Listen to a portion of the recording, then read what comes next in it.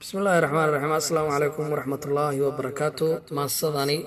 oo aan soo wado waxay jawaab ku tahay maasadii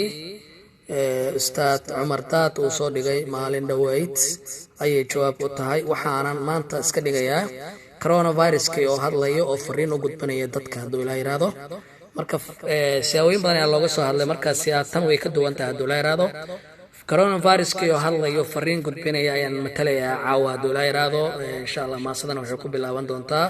sida tan. Assalaamu calaykum waraxmatullaahi wabarakaatuh. coronavirus baa la yiraahdaa ku dhashay China kuna barbaaray Hong Kong kolka aan bariyo China joogay awood aan ku faaniyo murqo kuusan yeeshay ku kalahay magaalkoo kormeer aan ku aaday ibliiska iyo kufaarka kadeedka iyo dhibaatada ay ku hayaan islaamkan kali qaadan waayay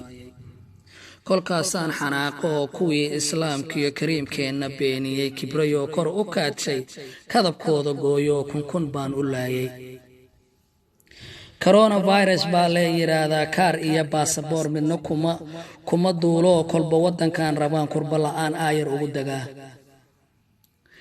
jirka bini'aadankan ku faafaa kaliyaha beerka iyo kolna dhuntaan fariistaan qunfacaad ka daalin iyo koomaan ku geliyaa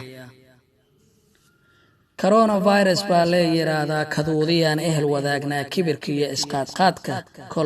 kolna qaadan maayo